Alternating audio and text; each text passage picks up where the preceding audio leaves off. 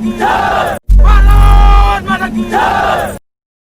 दोस्तों, स्वागत है आप सबका एक बार फिर से टेक्निकल में। दिन भर के आला स्पेस, डिफेंस और इंटरनेशनल गलियार से चलिए इस वीडियो में करके एनालिसिस कर लेते हैं। भारत की सशस्त्र सीमा बल यानी कि एसएसबी ने 22 बॉर्डर आउटपोस्ट का निर्माण किया है। बॉर्डर आउटपोस्ट के निर्माण से सीमा बलों को भारत भूटान बॉर्डर के निकट प्रमुख स्थानों पर तैनात किया जा सकता है। अब एसएसबी के पास कई बॉर्डर आउटपोस्ट हैं जो समुद्र तल से 12,000 फीट से अधिक ऊंचाई पर स्थित है। एसएसबी को प्रमुख त्रिकोण जंक्शन यानी कि भारत, भूटान, तिब्बत के साथ तैनात किया गया है। बॉर्डर आउटपोस्ट से सीमा बलों की ताकत बढ़ जाएगी। भारतीय सेना के लिए ट्राई जंक्शन रणनीतिक रूप से महत्वपूर्ण है। यहाँ 2017 में चीनी सेना के साथ एक लंबा स्टैंड ऑफ चला था। इन 22 बॉर्डर आउटपोस्ट के बाद सशस्त्र सीमा बल अब अपने स्वीकृत बीओपी को प्राप्त करने के बेहद नजदीक है। एसएसबी के एक अधिकारी ने बताया कि ये बीओपी नए सीमा क्षेत्रों में विशेषकर ट्राई जंक्शन के पास सीमा बलों की ताकत को बढ़ाएंगे। ये नए 12 बॉर्डर आउटपोस्ट निर्धारित समय में तैयार किए गए हैं और इनमें से अधिकांश भारत भूटान बॉर्डर पर स्थित हैं।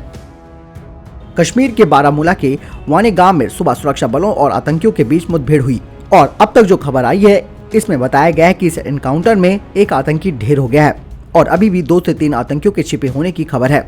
आपको बता दें कि जम्मू कश्मीर पुलिस के मुताबिक वानीगाम पाइन इलाके में सुरक्षा बलों को आतंकियों के छिपे होने की सूचना मिली थी, जिसके बाद सुरक्षा बलों ने आतंकियों के ठिकानों को चारों ओर से घेर लिया। शुरू में उनको आत्मसमर्पण करने के लिए कहा गया, लेकिन उन्होंने इस बात को अनसुना कर फायरिंग शुरू कर दी, जिसके बाद सुरक्षा बलों ने गोलियां चलानी शुरू कर दी और इसमें एक आतंकी ढेर हो गया। रामसार प्रस्ताव संधि के तहत अंतर्राष्ट्रीय महत्व वाली जगहों की लिस्ट में भारत की एक और झील को शामिल किया गया है। इसके साथ ही अब देश में इस तरह की झीलों की संख्या 42 हो गई है, जो कि दक्षिण एशिया में सबसे ज्यादा है। इस लिस्ट में लद्दाख के आसपास जुड़ी हुई 2 झीलें सतारथा सुपक्सो और सोरकर को अंतर्राष्ट्रीय स्तर पर पहचान मिली है। सतारथा पुक्सो मीठे पानी की झील है, तो वहीं सोकर जो झील है वो खारे पानी की है। प्रधानमंत्री नरेंद्र मोदी अगले साल पुर्तगाल की यात्रा कर सकते हैं। रिपोर्ट के मुताबिक अंतर्राष्ट्रीय राजनयिक यात्रा फिर से शुरू हो जाएगी, तो प्रधानमंत्री नरेंद्र मोदी भारत यूरोपीय संघ के शिखर सम्मेलन यानी कि इंडिया EU समिट के लिए पुर्तगाल की यात्रा पर जाएंगे। स्वदेशी उत्तम आयसा फायर कंट्रोल रडार ने एयर मोड ट्रायल के लिए महत्वपूर्ण वायु परीक्षणों को पूरा कर लिया है और DRDO 2021 के मध्य तक की उम्मीद कर रहा है कि वो इसके उत्पादन से पहले एयर टू ग्राउंड और एयर टू सी मोड को भी पूरा कर लेगा। उत्तम आयसा FCR यानी कि फायर कंट्रोल को पिछले कुछ सालों में ट्रायल के बेसिक और advance air to air mode में परीक्षण किया गया है। ये नियमित सॉफ्टवेयर अपग्रेड और स्कैन रिफाइनमेंट के साथ काफी बेहतर ढंग से ट्यून कर दिया गया है, जिससे इसकी बेहतर खोज और ट्रैक क्षमता बढ़ गई है। इजराइल के एल्टा ELM 2052 आयसा FCR को जागुआर ग्राउंड अटैक जेट्स पर लगाया गया है। वहीं उत्तम आयसा FCR रडार को मार्क 2 और TEDBF जेट्स में भी लगाया जाएगा, क्योंकि इन दोनों का उत्पादन 2029 से शुरू हो जाएगा। वहीं तेजस मार्क 1 में भी डिजिटल उड़ान नियंत्रण कंप्यूटर का इस्तेमाल किया जाएगा, लेकिन ये इजराइल के एल्टा ELM 2052 आयसा FCR को भी इसमें लगाया जाएगा। लेकिन DRDO चाहता है कि उससे पहले वो अपने आयसा FCR को उपलब्ध कराने की कोशिश कर देगा, ताकि 83 मार्क 1 A जेट के लिए जिस पर अभी विचार किया जाना बाकी है, यानी कि उसका ऑर्डर फाइनल करना बाकी है, उसमें इन स्वदेशी रडारों को लगाया जा सके। आपको बता दें कि DRDO चाहता है कि सुखोई 30 MKI में जो लगा हुआ N011M बार्स PESA रडार है उसे बदला जाए और उसे भी उत्तम आयसा FCR से लैस किया जाए, जिसके लिए उसकी तकनीकी व्यवहार्यता पर अध्ययन किया जा रहा है और इसके अध्ययन के निष्कर्षों को भारतीय वायुसेना के सामने रखा जाएगा। हालांकि भारतीय वायुसेना पहले से ही DRDO के इस प्रस्ताव पर सहमति बना चुकी है। साथ ही एक नई संभावना ये भी है कि high solid state transmit oblique receive model यानी कि TMR वाले एंटीना को जल्द ही सुखोई 30 MKI बेड़े के लिए डिजाइन किया जाएगा। उत्तम आयसा FCR भारतीय वायुसेना के MiG-29 UPG और MiG-29 के बेड़े में लगाया जाएगा। साथ ही ये रडार तेजस 2 प्रोग्राम के लिए भी विकसित किया जाएगा। वर्तमान में भारतीय नौसेना के लिए विकसित किए जा रहे TEDBF को उत्तम आयसा FCR का एक संस्करण भी प्राप्त होगा, जिसे समुद्र के संचालन के लिए और भी बेहतरीन बनाया गया है।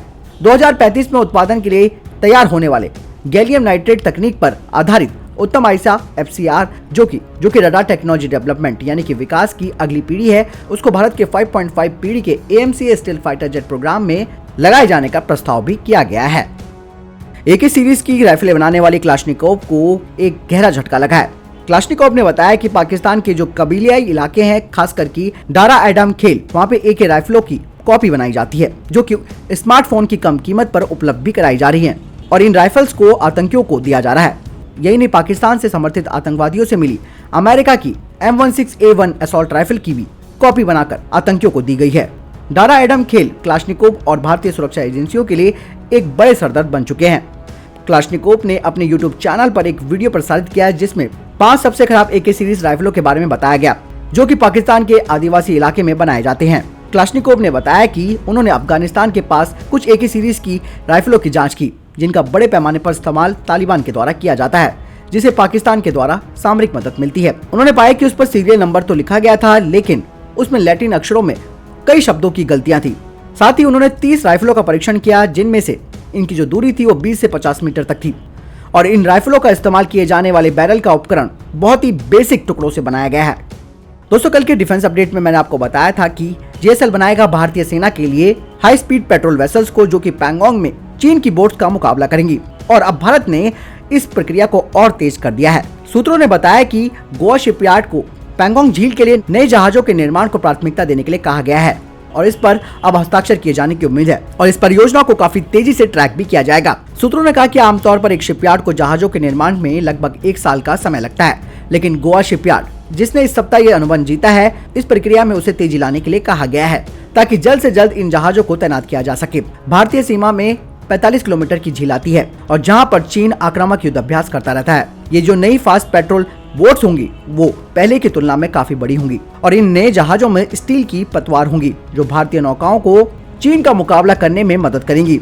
आपको बता दें कि इन नावों को बनाने के लिए नौसेना के द्वारा जो जरूरी चीजें होती हैं, खासकर की तकनीकी सहायता में, उसको ध्यान में रखते हुए इन्हें सेना के लिए बनाया जाएगा। मेरठ पुलिस ने हनी ट्रैप में पकड़े गए नए युवक युवतियों को पकड़कर जेल भेज दिया है। खुलासा हुआ कि युवती अपने मोबाइल नंबर से कॉल मी लिखकर पर्चियों को सार्वजनिक जगहों पर फेंक देती थी। संपर्क करने वाले युवाओं को वो होटल में बुलाती थी और उनका सामान लूटकर फरार हो जाती थी। कई फौजी भी इस गिरोह के निशाना बने थे। फौजियों को ठगने वाले युवक युवतियों से नौचंदी थाने में UP ATS, मिलिट्री इंटेलिजेंस और पुलिस की इंटेलिजेंस टीमों ने अलग अलग पूछताछ की। दरअसल एजेंसियों को सुरक्षा में सेंधमारी का शक था, लेकिन ऐसा कुछ नहीं हुआ। पाकिस्तान के विदेश मंत्री शाह महमूद कुरैशी ने कहा कि वर्तमान में जो हालात चल रहे हैं उनमें भारत के साथ कूटनीतिक वार्ता की कोई संभावना नहीं है। कुरैशी ने कहा कि भारत के साथ अभी पर्दे के पीछे से बातचीत या राजनयिक संवाद नहीं चल रहा है, क्योंकि भारत ने पहले ही पाकिस्तान को चेता दिया था कि वार्ता और आतंकवाद साथ साथ नहीं चल सकते हैं। भारत साथ ही इस्लामाबाद से बार बार कहता रहा है कि वो भारत के खिलाफ हमले के लिए जिम्मेदार विभिन्न आतंकी समूहों के खिलाफ सटीक कदम उठाए। आपको बता दें कि पठानकोट वायुसेना अड्डे पर 2016 में पाकिस्तान के आतंकवादी समूह ने हमला किया था। उसके बाद से भारत और पाकिस्तान के संबंध खराब हो गए। इसके बाद कई ऐसी घटनाएं हुई जिसके बाद भारत और पाकिस्तान के संबंध बिगड़ते चले गए। हालांकि हमें दरकार भी नहीं है कि पाकिस्तान के साथ कोई राजनीतिक संबंध बनाए जाए। इस तरीके के देश जो कि कटोरा पकड़ कर घूम रहा है, उसके साथ हमारा वैसे भी कोई स्टैंडर्ड मेल नहीं खाता है। तो ये थे अभी तक के टॉप डिफेंस और स्पेस अपडेट्स। वीडियो के संबंध में कोई प्रश्न जवाब या आपका कोई सवाल है, आप जरूर मेरे कमेंट सेक्शन में लेकर पूछ सकते हैं। बहरहाल इस वीडियो के लिए इतना ही, मिलता हूं वीडियो के साथ। तब तक अपना ख्याल रखिएगा। जय हिंद, जय भारत।